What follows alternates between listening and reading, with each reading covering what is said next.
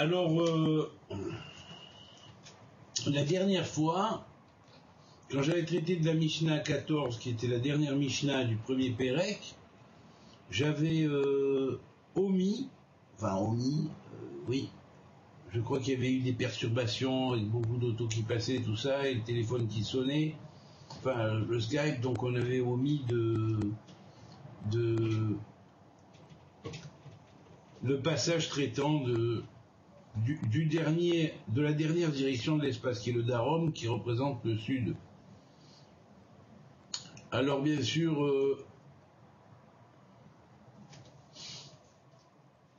une seconde, voilà.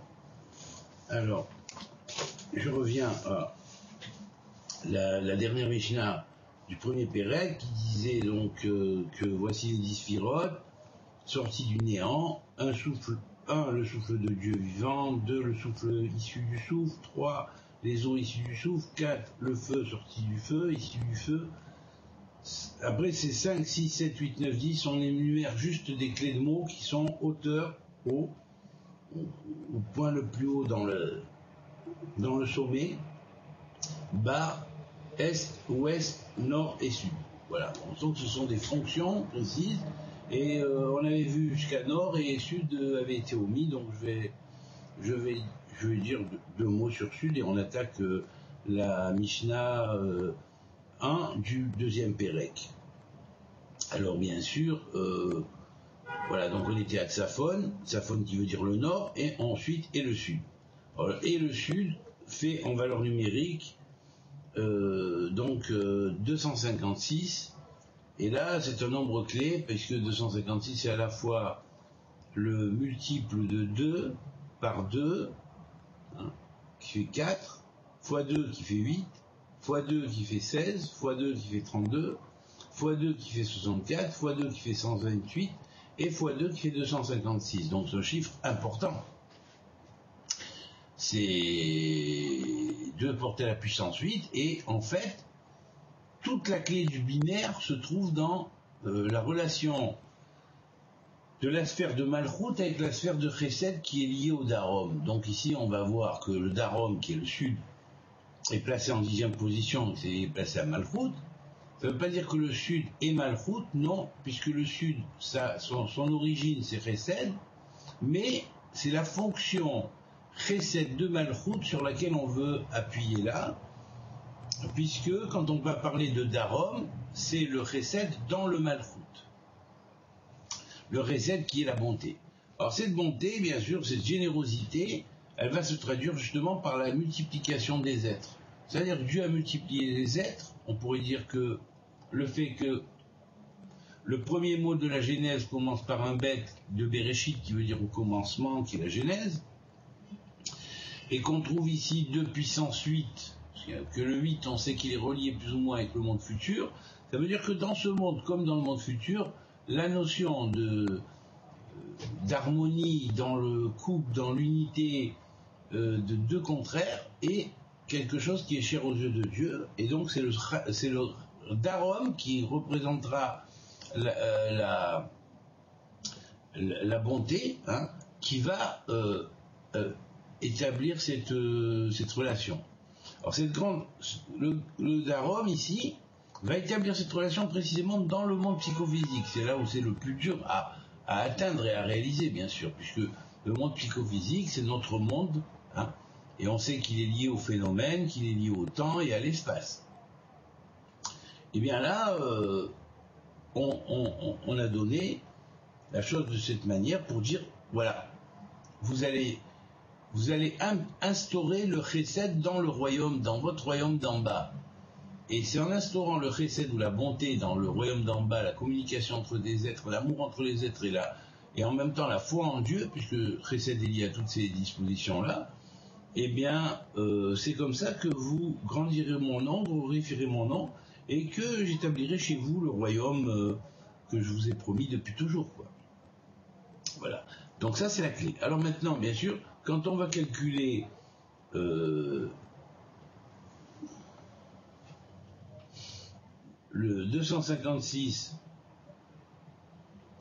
avec le 226, on va avoir un nombre qui, associé avec le précédent, Ma'arav, ou Ma'arav, Mizrach et Ma'arav, Tzafon, Vedarom, et bien là l'association de la totalité des trois termes, vous voyez, une trilogie, une première trilogie et une deuxième trilogie, qui forment en fait un couple, deux couples, trois couples, mais on va les associer aussi en trilogie. Ces trois couples, trois couples, premier couple, deuxième couple, troisième couple, vont être associés aussi en trois trilogies, c'est-à-dire trois ternaires ou trois notions dans laquelle il y a le pour, le contre et le, si on peut dire, le maintenant de l'équilibre entre eux. Et alors là, on va se rendre compte que la valeur numérique 814, eh bien, c'est très fort. C'est très fort parce que là, nous avons la clé du mot Lachon HaKodesh, la langue sainte. On sait que la langue sainte, c'est comme ça qu'on qualifie l'hébreu, la langue sainte. Ça ne veut pas dire que les autres ne sont pas saintes, elles sont toutes saintes, l'hébreu est sacro-saint. C'est la langue de la création. Alors, Lachon HaKodesh, qui fait 801, Ehad est 1. Ehad, 13, on a 814. Et puis on va faire autre chose, on va écrire Haleshonot, les langues, toutes les langues de l'univers. Eh bien, Ehad, elles sont une. Et cette possibilité d'unifier les langages, c'est la grande clé du monde du Tikkun. Et c'est grâce à la Torah qui a été révélée dans le monde du Tikkun et pas les Torahs qui étaient avant, c'est-à-dire la Torah ou le langage qui était avant, c'est-à-dire le langage primordial de quel tous les peuples ont hérité les connaissances, aussi bien en Inde, au Tibet, de partout, chaque peuple a reçu une part de la philosophie, d'une grande Torah universelle, mais cette Torah universelle, elle ne dénote pas, il y a un point commun, mais on ne peut pas le retrouver, c'est-à-dire c'est difficile à concilier. Voilà. Il y a effectivement un point commun, soit on reste dans le point commun uniquement, c'est-à-dire le fond, mais dans ce qui s'appelle la forme, on ne peut pas concilier la forme. Il y a un langage, s'il y a un langage, il y a automatiquement divergence. Et c'est là que l'hébreu va intervenir en donnant une clé qui est vraiment on pourrait dire la clé du monde futur, la clé du monde futur de l'humanité. C'est-à-dire, vous arriverez à faire avec la langue sainte, qui est une, toutes les langues une. D'abord parce que vous allez chercher les racines, et en cherchant les racines, vous allez trouver des clés qui vont vous stupéfaire, vous mettre en stupéfaction, et puis en vous mettant en stupéfaction, ça va vous permettre de trouver l'essentiel du langage. Je ne dis pas tous les mots d'un langage, mais les mots essentiels, les mots traitant de termes métaphysiques, de termes physiques, de termes touchant à l'être, eh bien, tous les mots, dans toutes les langues, ont une relation directe avec une espèce d'hébreu international, qui n'est plus l'hébreu local uniquement, mais un hébreu international. Et l'hébreu international, c'est le Sefer Yetzira qui va donner la clé. Et on va le voir ça plus tard après dans les langages qui vont suivre, dans les prakim ou les chapitres qui vont suivre. Alors, bien sûr, on avait vu que les cieux sont un, puisque l'association précédente donnait les cieux sont un, mais on va voir ici que les langages sortant des cieux, dans leur totalité, peuvent être un, et également la langue sainte est une. Voilà.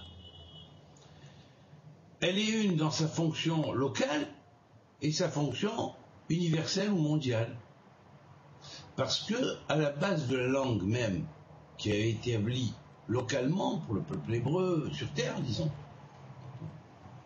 pour les enfants d'Israël quand ils étaient sur terre, et ils ont reçu ce langage, ils ont travaillé avec ce langage, il a été adapté, eh bien, tous les mots tiennent leur source dans ce petit livre-là qu'on a appelé le Sefer Yetzira, le livre de la formation. Et cela va se développer maintenant dans les prakim ou chapitres qui vont suivre. Alors, nous abordons le chapitre 2. Alors, sur cette bonne parole, qui clôt le chapitre 1, 14e enseignement, nous allons attaquer maintenant, à présent, c'est pas le mot, mais enfin, disons, nous allons aborder le Pérec 2 ou chapitre 2. Alors on commence par le premier enseignement, chapitre 2. On va voir que déjà, tout le chapitre 2 va complètement, diverger par rapport à le chapitre 1. Le chapitre 1 nous donnait les clés fondamentales de base, et maintenant nous rentrons dans les détails. Nous allons rentrer dans les détails, et là, alors on va rentrer dans les détails, c'est-à-dire dans les matériaux eux-mêmes. Alors, Esrim Veshtaim, Otiyot Yesod. Il y a donc 22 lettres. Nous avons énuméré les sphirotes dans le chapitre 1, nous passons aux lettres maintenant. On sait que 22 lettres plus des 10 sphirotes qui ont précédé forment ce qu'on appelle les 32 voies de la sagesse cachée de ce qu'on appelle la Torah du Tikkun, qui a été donnée pour le Tikkun, ou par l'arrangement et la recompréhension de la grande Torah universelle qui est partout et qui prend tous les noms dans ce qu'elle a de vérité, pas dans les déformations qu'elle a pu avoir occasionné par rapport aux points de vue locaux qui des fois limitent la chose, mais par là on va montrer que la Torah des 32 voies, ou deuxième Torah, va être la clé pour résoudre l'unité des langages. L'unité de toutes ces langues sorties d'une langue originelle, primordiale, qu'on a oubliée. Voilà. Alors ça ne veut pas dire que c'est l'hébreu, c'est pas l'hébreu, mais l'hébreu est la clé de cette langue-là. Alors, langue dans laquelle on va retrouver dans les racines de toutes les langues des motifs symboliques, mystiques, métaphysiques et spirituels permettant à l'homme de développer sa conscience dans la langue dans laquelle il est touché par ces motifs. Alors bien sûr, on a Esrim Veshtaim Otiyot Yesod, là on va maintenant commencer à déployer la notion des 22 lettres, on va dire, voilà, il y a effectivement 22 lettres de base, elles sont appelées de base, Yesod, fondement, parce que le mot fondement a ici une signification qui est directement en relation avec le nom de Dieu, de l'Éternel. Le nom de l'Éternel, c'est l'Éternel. Eh bien, dans le nom de l'Éternel, il y a Yud et He, et Vav et He. Alors, comme c'est vrai que quand on additionne toutes ces lettres, on a 10 plus 5 plus 6 plus 5, ça fait 26. Mais lorsqu'on les multiplie par deux couples, puisque les deux premières lettres symbolisent les deux mondes supérieurs, alors que les deux deuxièmes lettres, ou les deux dernières lettres, vont symboliser les mondes, non pas inférieurs, mais le monde embryonnaire et le monde de naissance, psychophysique. Et tous les deux doivent être portés par les deux premières lettres, et c'est les deux premières lettres qui tirent et font remonter tous les êtres vers l'origine existentielle de leur vie, et qui les développent, voilà, dans les mondes supérieurs. Et leur donne cette possibilité de tendre vers toujours plus haut. Alors, pourquoi elles sont appelées Yesod? Parce que Yesod contient ce mystère-là. Le Yud multiplié par le He fait 50, 10 fois 5, et le Vav multiplié par le He fait 30. Donc quand on associe 50 et 30, on a 80, qui est la valeur numérique de Yesod, et qui est aussi la valeur numérique du mot Molad, qui veut dire naissance.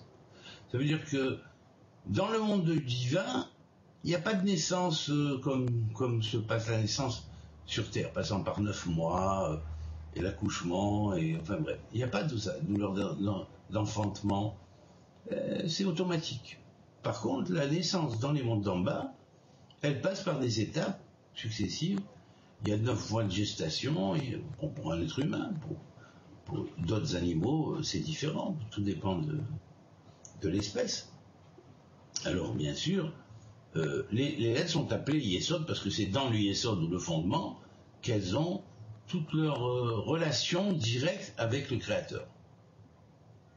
C'est vrai que s'il y a 22 lettres, c'est vrai que quand on fait 22 et qu'on réduit par preuve Fanner qui est appelée preuve de la vérité, on a 2 plus 2, 4, et bien si on ajoute 4 à 22, on obtient 26, qui est la valeur numérique du nom de l'Éternel, et que par la multiplication de 2 premières lettres par les 2 deuxièmes lettres, et en association, on va trouver Yesod, bien que les 22 lettres sont Yesod.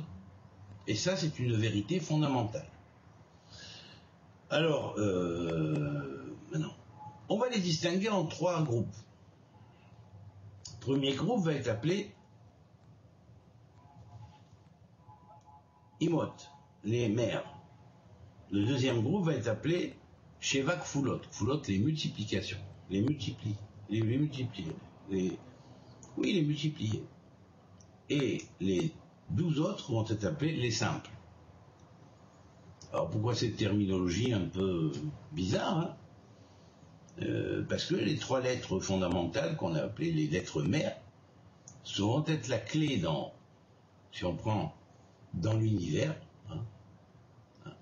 Prenons, ne serait-ce que dans notre monde, on va dire au niveau mondial, hein, et procédons par rapport au monde psychophysique que nous voyons et que nous touchons, nous pouvons toucher éventuellement, eh bien, ça va être, on va voir qu'il y a 12 mois dans l'année, qui vont être 12 secteurs parcourus par le soleil, ça, symboliquement, disons, en mouvement parlant au cours de l'année, eh bien, on va avoir 4 mois en haut qui vont être liés à une lettre, 4 mois en bas, ou chaud et froid, qui vont être liés à une autre lettre, et les 2 mois qui sont par là et par là vont être les points auxquels on est quand même proche des points équinoxiaux, soit de la printemps, soit de l'automne, et donc qui font la balance quelque part. Et l'équilibre entre les saisons, la saison chaude et la saison froide, incluant 4 mois. Alors la saison chaude inclut 4 mois, la saison froide inclut 4 mois, hein, et la saison dite tempérée est répartie sur deux côtés des points de l'équinoxe, un mois avant l'équinoxe de printemps, un mois après l'équinoxe de printemps, un mois avant l'équinoxe d'automne et un mois après l'équinoxe d'automne. Voilà. Et donc nous avons les 3 fonctions de base qui vont être en même temps dans le monde. Ensuite, physique, lié à 3 éléments, hein, qu'on va appeler le feu, l'air et l'eau. Alors, bien sûr, quand on va dire ici le feu, l'air et l'eau, où est la terre? On pourrait poser la question. La terre, on n'a pas besoin.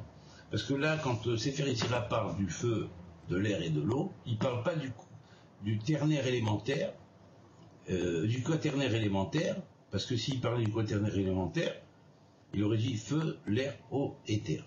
Simplement, ici, il parle uniquement de 3 éléments, et là, bien sûr, la fonction de Sefer Yetzirah représente l'alchimie cachère, tamponnée, sacrée, qui ne fait pas qu'on est poursuivi par les rois, comme dit Bahya ibn Pakuda, un des grands mystiques du Moyen-Âge, qui écrit Le Devoir des cœurs, mais qui fait qu'au contraire, le roi nous aime parce que nous étudions sa loi et nous essayons de trouver l'équilibre au travers de sa loi.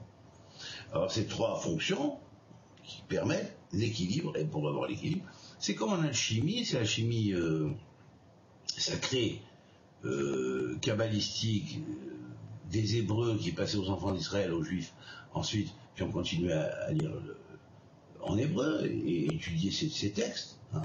Eh bien sûr, cette fonction-là, elle va être ce qui permet au monde, à l'être humain, à tout être qui a conscience, de réaliser son alchimie personnelle. L'alchimie, c'est quoi? c'est finalement l'équilibre entre ces différentes fonctions. C'est-à-dire que quelquefois on a de la colère, on a des extrêmes, et bien pour arriver à joindre ces extrêmes vers un centre qui va représenter la voie royale ou la voie médiane, ben il faut y arriver petit à petit. Et comment ça se fait? C'est là, on va nous donner les clés qui permettent d'arriver à ces choses-là et de contenir certaines choses qui peuvent être dangereuses si on les lâche, quoi. Voilà. Alors, c'est ça. Donc, Esrim Eshtaim Pshutot, hein, trois imot, trois lettres mères. Alors, les trois lettres mères, c'est la fonction qu'ils vont avoir. Ils ont plus une relation avec, en fait, l'éther, dans l'alchimie, qui représente le sel dans l'alchimie, et l'eau et la terre, l'air et le feu, qui vont être représentés par le soufre et le soufre, le sel et le mercure. Voilà. Donc le mercure va symboliser l'eau et l'air, alors que le feu va symboliser alors que le soufre va symboliser le feu et la terre. Voilà. Nous avons les extrêmes, le feu et la terre, et le plus haut, le plus bas, et le milieu, l'air et l'eau, qui sont plus proches dans le quaternaire élémentaire qui va par voie de gradation du plus léger au plus lourd, symboliquement. Voilà. Donc, à partir de là, évidemment, il y a des fonctions humaines qui se développent dans la psychologie humaine, qui sont reliées et motivées par ces quatre éléments lorsque l'un d'eux prédomine dans l'individu, et même trop dominant. Alors, bien sûr, il faut freiner la dominance de certaines midotes qui ne sont pas très bonnes, et puis faciliter les midotes ou les qualités qui sont bonnes. Alors que les qualités qui sont bonnes, par exemple, si on va dire le feu, bon ben le feu il a l'orgueil, c'est vrai, l'orgueil est dans le feu. La colère est liée au feu. La jalousie est aussi liée au feu. Donc ces trois défauts fondamentaux, on peut les remplacer par la Hitlahavut, c'est-à-dire par l'exaltation dans la prière vis-à-vis du Créateur, dans l'amour vis-à-vis du Créateur et vis-à-vis de la création et des créatures, et puisque on dit le feu de l'amour est plus fort que le baiser de l'amour. Donc c'est ça. Donc on va voir la chose que chaque élément parmi les quatre éléments, quand on prend les quatre éléments formant deux couples élémentaires, un des extrêmes et un des plus proches, des centraux, et puis il y a l'éther qui domine tout, qui est la source elle-même des trois éléments, de tous les éléments. Alors on va voir en fait trois éléments en alchimie, dont un va commander le tout, qui est la source de tous les éléments, un deuxième et un troisième qui vont donner chacun deux éléments au niveau de la physique. Voilà. Alors c'est comme ça que le Sefer Yetzira procède, et c'est la raison pour laquelle il ne donne que trois lettres mères et non pas quatre. Hein, car on ne les prend pas comme lettres mères à un niveau physique avec le quaternaire élémentaire, mais on les prend comme lettres mères à un niveau alchimique, et là le sens est beaucoup plus profond, et je parle ici pas de n'importe quelle forme d'alchimie, mais de l'alchimie sacrée, kabbalistique, des transmutations, qui est purement et simplement et surtout une forme d'alchimie spirituelle. Il y a d'ailleurs un midrash qui en raconte qu'un jour on avait posé la question au maître qui a écrit le Zohar, Rabbi Shimon bar Yochai, on lui avait dit: Maître, est-il vrai que certains connaissants, savants, savent transformer le plomb en or? Il a dit oui, oui, bien sûr. Il a dit que celui qui a donné la possibilité à l'origine que le plomb soit plomb parle et dise que le plomb devienne or, pourquoi pas, c'est possible. Ça, c'est un des secrets de l'alchimie, qui donne. Mais là, il va dire plus. Il dit suivez-moi. Et tous les élèves partent après lui. Et c'est pas n'importe qui, c'est Rabbi Shimon bar Yochai, celui qui a amené le Sefer HaZohar, le livre de la splendeur. Donc ils suivent Rabbi Shimon bar Yochai, ils arrivent dans un champ. Il leur montre des concombres. Il leur dit est-ce que ces concombres peuvent devenir or? Alors là, ses disciples disent on ne sait pas, mais il dit ben, je veux prouver que oui, c'est possible.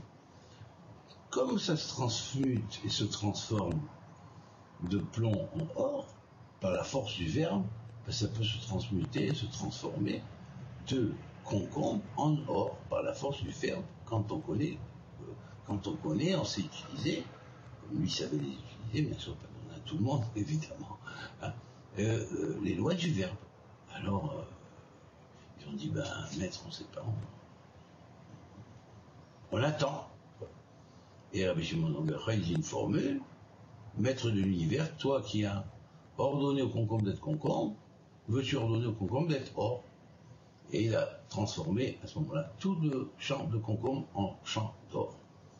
Alors ils se sont tous rués pour essayer d'attraper le maximum d'or qu'ils pouvaient. Et puis Rabbi Shimon bar Yochai est parti, suivi par son fils. Il a dit, bien sûr, il a dit que ceux qui en ont envie et qui veulent s'arrêter là se penchent et se servent, et que ceux qui veulent continuer à apprendre la science sacrée me suivent. Et là, même ceux qui avaient commencé à ramasser, ils ont laissé l'or et ils sont suivis Rabbi Shimon bar Yochai. Et à ce moment-là, l'or est redevenu concombre. Voilà. C'est un petit midrash, c'est à la fois symbolique et peut-être que c'est réel. Qui sait, Dieu peut faire des miracles. Hein.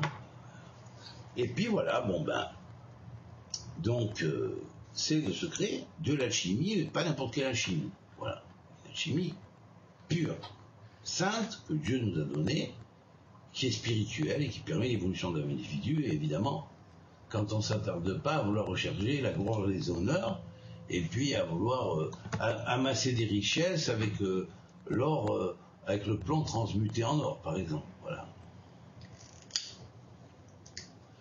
On sait que très bien qu'il y a de nombreux alchimistes qui, quand ils sont arrivés, qui ont trouvé comment faire, hein, eh bien, ça les a plus intéressés. Ils ont cherché autre chose. Parce qu'ils ont compris qu'en fait, l'essentiel, c'est l'éternel, et c'est ce qui reste, et pas ce qui attache à ce monde, et puis peut nous enchaîner par la suite, et nous faire courir après Mammon et sa compagnie. Voilà. Alors, bien sûr, on va continuer maintenant. 3 mères et 7 doubles. 7 doubles. Pourquoi elles sont appelées doubles, ces lettres-là? Parce qu'en fait, elles doublent les simples. Elles doublent les 3 mères. C'est-à-dire que si les 3 mères sont symboliquement 3 grandes figures géométriques qui sont le triangle pour l'aleph, le carré pour le même, et le shin, le pentagramme, eh bien, ces figures-là redoublées vont donner l'hexagramme, 3 x 2, l'octagramme, ou l'octogone, 4 x 2, et enfin le décagone avec 10 fois 2 x 5, donc 10 facettes. Voilà, on a un premier redoublement, puis après il y en a d'autres, puisqu'on va de 10 va sortir le 20, de 6 va sortir le 12, de 8 va sortir pas le 16, mais le 24. Hein, il se multiplie encore, il fait 24. Et voilà que, grâce à ces redoublements-là, des lettres doubles, on va obtenir toutes les formes basiques des polygones réguliers qui sont au nombre de 22, et chacun en relation avec une des lettres de l'alphabet dont nous étudions les propriétés. Voilà. Donc, à partir de là, ces formes polygonales, on pourrait dire, sont la base de la géométrie sacrée, mais aussi la base de l'architecture sacrée. Et l'architecture sacrée, pas forcément une architecture qui va se concrétiser obligatoirement par le fait de faire des temples ou quoi, mais qui peut exister à un niveau spirituel dans les mondes spirituels que l'on explore. Voilà. Donc, cette chose-là, ce sont les 7 doubles. Elles ont une double fonction par rapport à la prononciation, c'est que chacune d'elles, qui sont le bet, le guillemets, le dalet, le kaf, le p, le resh et le tav, ont 2 prononciations. C'est-à-dire bet se prononce bet ou vet. Ouais. C'est sa double prononciation. Alors, il se prononce avec point ou sans point, selon. Le guillemets se prononce guillemets au re. Guillemets. Le dalet va se prononcer dalet, del, normal, ou bal, dal, dalt. Oui, la langue touche plus le palais. Le kaf va se prononcer kaf, que, ou chaf. Alors que le p va se prononcer soit p avec un point, ou soit fait sans le point. Et puis le resh va se prononcer resh, re, comme ça, re normal, ou re, vous voyez, avec roulement de la langue, voilà. Et après, vous avez le tav qui peut se prononcer donc de 2 manières aussi, tav, te ou to. Voilà, on touche plus les dents. Voilà, avec la langue. Et donc, ces doubles manières de prononcer chacune des lettres, qui sont appelées les 7 doubles, selon qu'elles ont un point ou pas un point, vont représenter aussi, en dehors de ça, les fonctions doubles qu'ont dans le monde de la géométrie ces lettres-là pour redoubler toutes les lettres mères. Les simples sont des figures qui sont simples à l'origine, c'est-à-dire qu'elles découlent d'elles-mêmes, si on pourrait dire, voilà. Et là, elles ne sont pas forcément le résultat d'une multiplication par 2. Voilà. Et là, donc, cette chose-là va engendrer 22 polygones réguliers en rapport avec 22 lettres, qui ont une signification à la fois selon le nombre des facettes, qui est une signification, on pourrait dire géométrique, une valeur géométrique, et une valeur arithmétique selon les nombres donnés aux lettres dans l'alphabet le plus couramment utilisé. Hein. Bon, je parle de l'akrahi, c'est-à-dire le nombre qu'on appelle akrahi, et le nombre qui prouve la réalité de la gamatria, et on l'appelle le nombre éducateur. C'est-à-dire qu'on ne peut pas commencer à rentrer dans la gamatria dans les valeurs numériques et les formules, si on ne connaît pas plus ou moins par cœur un certain nombre de mots de chaque nombre, et qu'on connaît déjà cela en akrahi, parce que c'est lui qui fixe le sens éducateur et général de synthèse à toute la langue elle-même. Et à partir de là, les mots deviennent, avec leur nombre aussi, des concepts.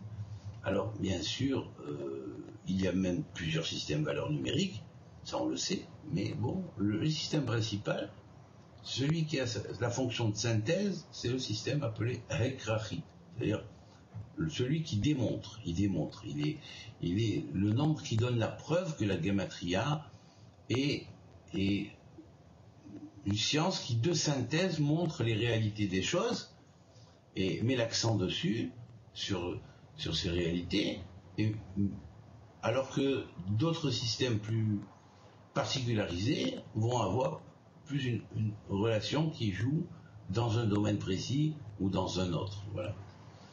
Le système de synthèse général, c'est le système dit éducateur ou akrahi, qui utilise des valeurs numériques des dizaines, des unités, des dizaines et des centaines. Alors ensuite, le Sefer Yetzirah va continuer en disant Veshtaim Asara et 12 pshutot, simples. Donc les pshutot, elles sont à la fois pshutot dans le sens qu'elles sont simples, mais en même temps, elles sont dérivées du Or-Pashut, de la lumière simple. Et la lumière simple est la lumière qui a donné toutes les lumières existantes, c'est-à-dire à l'origine, on dit à l'origine de la création, il y avait une lumière simple. Cette lumière simple, c'était la plus simple de lumière. C'est plus simple, c'était la plus complexe, la plus profonde, puisque c'est d'elle que sont sorties toutes les autres lumières, avec les différents niveaux et noms par lesquels on appelle la lumière. Bon, il y a une série qui est en 72 noms de la lumière, il y a une série qui est en 32, il y a une série qui est en 10. Voilà, celle-là, c'est l'initiale, elle est en relation avec les sphirotes. Voilà. Celle en 32, elle est en relation avec les sphirotes combinées au diode, et celle en 72, elle est en relation aussi avec les lumières émanant du grand nom de Dieu qu'on appelle Shaman Forage. Voilà. Alors après, le Secrétariat termine et dit, alors, Shalosh Imaot, Yesdan Kafsrut, Kaf Rova.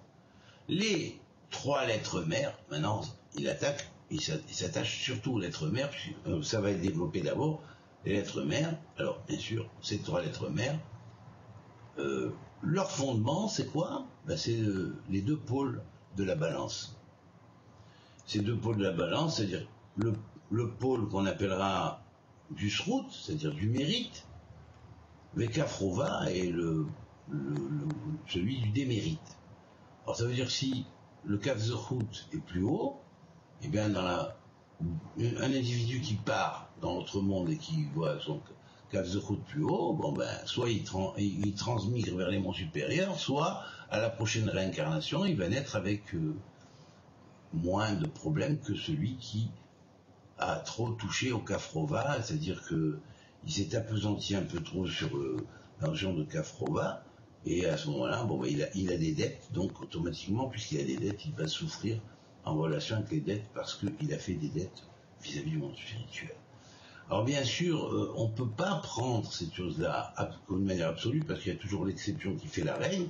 Il y a effectivement des cas d'exception, il y a des gens qui souffrent, et qui ne sont pas, normalement, ils ne souffrent pas parce qu'ils ont un Kafrova trop fort, c'est-à-dire qu'ils ont une dette trop forte. Il y a des personnes, il y a des juifs, on dit, qui eux-mêmes ont décidé de souffrir plus parce que ils ont voulu atténuer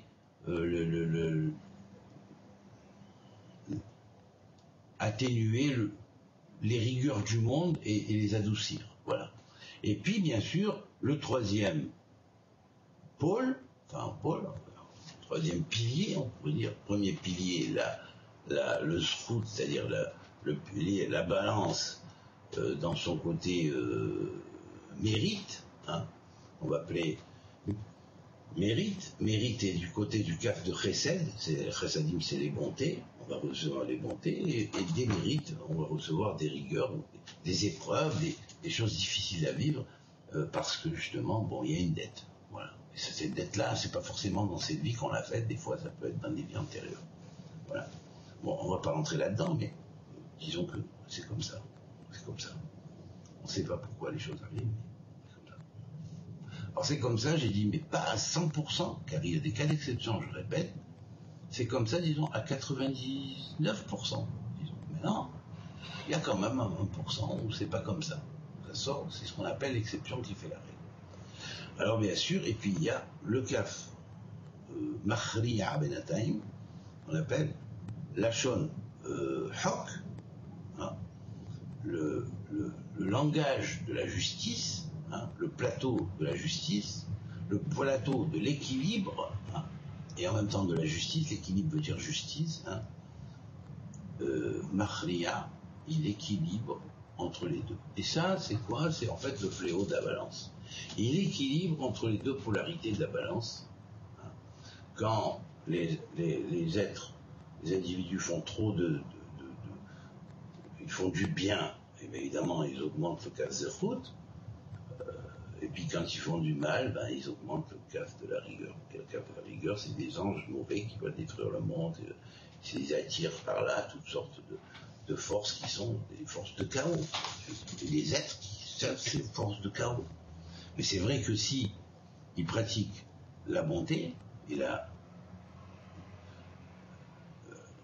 l'amour du prochain, le respect du prochain, ben, ça éloigne, vous savez, je vais vous dire une chose, il suffit qu'un individu s'y mette, il dit tiens, ben, je vais changer, par le mérite de son changement, Dieu peut prendre 1000 méchants et les transformer, et les éloigner de leur méchanceté. Vous comprenez? Voilà. Imaginez-vous s'il y a des centaines d'individus qui demain se réunissent, ils veulent faire le bien, ils veulent le bien, ils prient pour ça, et ils prient avec une grande ferveur. Ils peuvent annuler le décret du monde, mais c'est évident. Parce que Dieu écoute la voix des justes, et Dieu écoute la voix des gens bons. Donc s'ils demandent au Créateur de faire quelque chose, ils seront comme le libre arbitre collectif de la planète. Voilà, parce que comme il y a un libre arbitre individuel chez un être humain, il y a aussi un libre arbitre collectif. Alors un libre arbitre collectif se confectionne de forces collectives, d'une collectivité. C'est pas un seul individu, c'est une agglomération d'individus, même qui sont de pensées différentes, de religions différentes, et même de formations différentes, qui vont s'associer et dire tiens, on va essayer de faire en nous quelque chose de bien pour la planète et essayer de faire son équilibre. Hein. Et bien ces gens-là, il suffit qu'ils se donnent la main, qu'ils soient comme des frères, comme des amis, comme des frères, et que même s'ils ne se connaissent pas, ils s'associent aux prières des autres frères qui sont partout. Et bien ça peut changer la face du monde et ça peut annuler le chaos, parce que c'est Dieu qui est maître de tout, et Dieu, s'il voit que le libre arbitre collectif de la planète, ou une identité formée de plusieurs individus en harmonie, en union et en réceptivité, bonne réceptivité les uns les autres, et bien ils s'associent ensemble et ils disent voilà, on veut ça, on le veut, on demande au Créateur de nous aider parce que nous tout seuls on n'est pas fort, on ne vaut rien, on ne peut rien, chacun seul ne veut rien. Et bien voilà, comme ça, bien ça pourrait avoir de l'écho, voilà, beaucoup d'écho. Voilà, alors évidemment, si le Mahriya Benataim, c'est-à-dire ce fameux fléau de l'équilibre qui est au milieu des deux pôles de la balance, hein, qui sont les extrêmes, hein, eh bien, s'il s'éclipsait ou s'il n'était pas là, s'il n'agissait pas, qu'est-ce qui va se passer? Il y a brisure. Il y a brisure entre les forces du bien et les forces du mal. Elles ne sont pas conciliées, elles ne sont pas harmonisées. Et quand elles ne sont pas harmonisées, elles se brisent l'une l'autre. Voilà.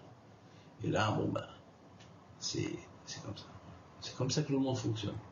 Alors, quand on connaît ça, on sait que Mahriya Benataim, pourquoi le Sefer Yetzirah marque Mahriya Benataim alors qu'il aurait pu marquer Mahriya Benehem? Eh bien, il marque Mahriya Benataim parce que Mahriya Benataim, c'est 512 Benataim. Et 512, c'est 2 fois 256, hein, qui est 2 fois 128, qui est 2 fois 64, qui est 2 fois 32, qui est 2 fois 16, qui est 2 fois 8, qui est 2 fois 4, qui est 2 fois 2. Voilà. Et là, voilà. On a ici 2 à la puissance 9, c'est-à-dire qu'on atteint la sagesse dans le mode binaire, hein, par le secret du binaire, et quand le binaire monte jusque dans la sagesse, eh bien, le Mahriya Benataim vient, il fait l'équilibre, il unifie les forces, il unifie les êtres qui sont d'occlusions différentes et qui peuvent prier ou s'associer tous ensemble pour faire une action qui permettra la délivrance du monde et permettra qu'effectivement Dieu va dire au mal, allez, 2 claques et puis va-t'en en enfer et puis laisse tout le monde tranquille, hein. Et puis arrête d'enquiquiner les peuples et de pousser les uns contre les autres pour arriver à ce chaos, voilà. 2 claques au diable, parce qu'il n'y a que lui qui est capable de le faire, les individus sont incapables. Voilà. Alors bien sûr, lui il a été monté pour cette fonction, sa fonction s'est éprouvée, mais bon, si Dieu peut lui changer sa fonction demain, mais il faut que nous voulions pour cela qu'il ait une autre fonction, que la fonction du mal, par exemple la fonction de guide, de dire non, attends, vous voyez, comme quelqu'un qui, par exemple, qui était un voyou, une personne qui a fait des erreurs dans sa vie et tout, et puis un jour, il trouve la clarté, il trouve la lumière, et bien il va guider d'autres à voir la lumière. Il va leur dire, attends, je connais l'écueil, là. Fais attention, ne tombe pas là-dedans, tu vas te casser la figure, bah. Je voudrais pas que tu arrives là où je suis arrivé. Voilà. Et bien c'est comme ça, c'est tout. Et bien voilà. Tout est possible de ramener à son origine originelle, hein, primordiale, qui est pure, qui est sortie de Dieu. Donc, en fait, il n'y a rien qui n'est pas sorti de Dieu, tout est sorti de Dieu. Donc, tout retourne à Dieu, automatiquement, l'un ou l'autre. Voilà. C'est pour ça que ça ne sert à rien de démoniser, de dire voilà, c'est tout. Ben, je crois avoir fait le tour de la Mishnah, ben voilà. Si vous voulez, on peut juste voir que le nombre de ces lettres est exactement 97 lettres. Et cela, pourquoi nous donne-t-on cette chose-là? Pour nous dire effectivement, le monde fonctionne comme ça. Il y a 12 signes astro, effectivement. Il y a 3 planètes supérieures et 7 planètes inférieures dans notre système solaire. Beaucoup de systèmes solaires sont construits à peu près de la même manière, parce que c'est des structures de réplique. Hein. Maintenant, on ne compte pas les astéroïdes et tout ça, on compte les corps principaux qui sont la clé, qui marchent en relation aussi plus ou moins en tant que récipient des sphéroïdes. Et puis voilà, et c'est comme ça que le monde fonctionne.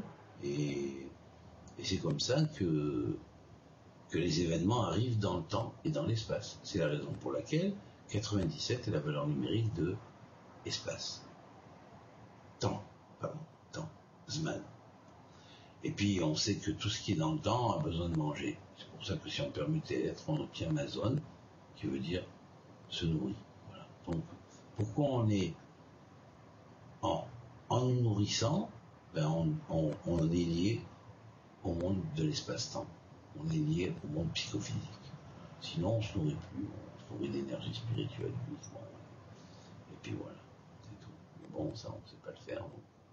On est des êtres psychophysiques, on est lié au monde de Yetzira et de Asiya pour le moment. On tend, on espère vers Bria et Atzilut, mais on n'y est pas encore. Voilà. Ça, c'est notre évolution future. Voilà. On se contentera vraiment d'un tout petit peu, et puis avec ça, on aura la rassasiée parce qu'on aura l'énergie dont on a besoin, pas plus. Tout le reste, de toute façon, c'est pas solide. Ça part s'éliminer. Il y aura moins d'illumination, donc plus d'énergie. Voilà. Ben, j'ai fini ce cours. Voilà, j'ai fini ce cours. Je vous souhaite une bonne réflexion à ça. Et s'il y a des questions, vous allez reformuler votre question dans un petit moment. D'accord? Alors allez-y, vous pouvez essayer de reformuler votre question. Est-ce que parce que les lettres correspondent à des chiffres? Oui, bien sûr. Et est-ce que les chiffres viennent avant les lettres? Oui. La loi du chiffre existe avant la loi de la lettre. Mais la lettre, elle existe en tant que numération. C'est ce qu'on appelle sphirotes, ce sont des numérations. Mais après, une fois que les lettres sont là, eh bien les lettres vont prendre aussi des valeurs numériques, mais ces valeurs numériques vont être d'une sphère inférieure par rapport à la lettre. La lettre est plus prédominante. Donc, par exemple, prenez un mot, il faut avant tout compter d'abord son nombre de lettres, ou une phrase, ou un passouk, par exemple un verset. On va compter d'abord son nombre de lettres, parce que c'est le nombre de lettres et de mots qui va nous éduquer d'abord sur la formule générale du verset. Vous voyez ? Et après ça, on peut rentrer dans le rapport numérique. Mais bon, il faut être déjà éduqué. Hein. C'est pas en prenant un livre de numérologie hébraïque, même, quand bien même. Hein. Je parle de certains qui ont été imprimés, comme par exemple Gematricon. Eh ben oui, bon, ben d'accord. Il y a des valeurs, on peut se référer même à des tas de correspondances qui sont données à chaque valeur. Mais bon, le plus important, c'est d'abord et avant tout de le vivre, de l'intégrer en soi et de le découvrir au fur et à mesure, parce qu'il y a une dynamique qui se crée en nous et qu'on reçoit la chose et la correspondance de la valeur numérique qu'on reçoit à un moment donné comme, je ne dirais pas une révélation divine, mais comme l'indication de quelque chose que nous devons découvrir au moment où nous devons le découvrir. Donc on ne peut pas enlever ça et faire du systématique comme si on était un robot ou un ordinateur, hein, et puis dire ouais voilà ça c'est égal à ça, sans avoir réfléchi, compris, reçu, senti et expérimenté. Voilà. Alors effectivement le chiffre prédomine à la lettre, mais on parle du chiffre en tant que numération, alors qu'après les lettres elles-mêmes sont chiffrées, mais les chiffres des lettres sont des chiffres moins importants par rapport aux numérations qui elles précèdent les lettres, qui sont appelées sphirotes, les numérations. Ou système d'ensemble aussi.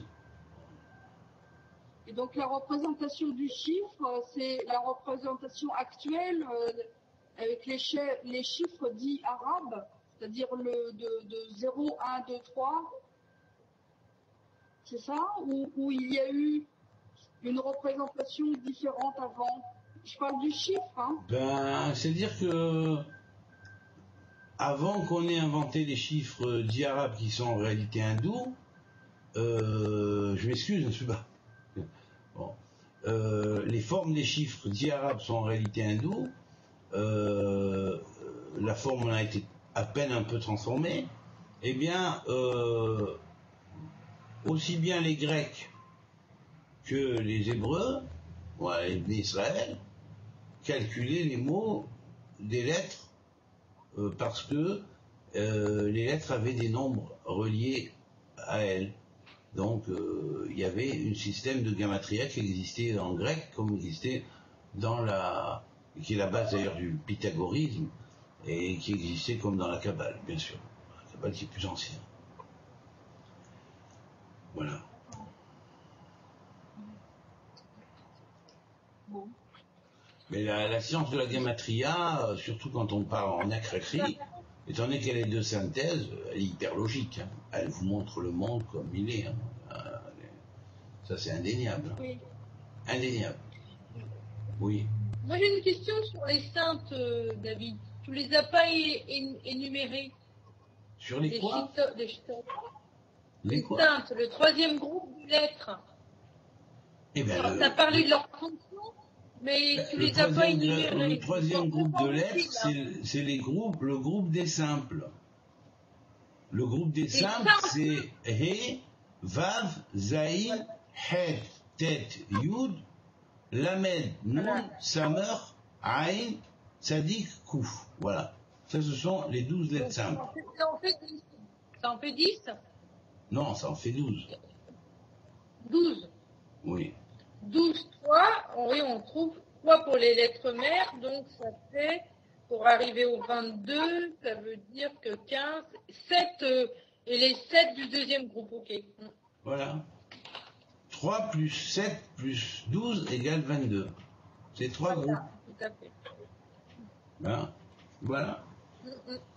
Bon, on va voir après dans les prochaines Mishnayot, la semaine prochaine et les cours d'après, comment après elle se divise et qu'est-ce qu'il a fait avec ces lettres, bon, comment il les a arrangées ensemble et tout ça. Bon, d'abord on donne les lois de comment elles sont arrangées ensemble, par quels arrangements, comment il les a fait tourner dans la sphère, comment tout ça.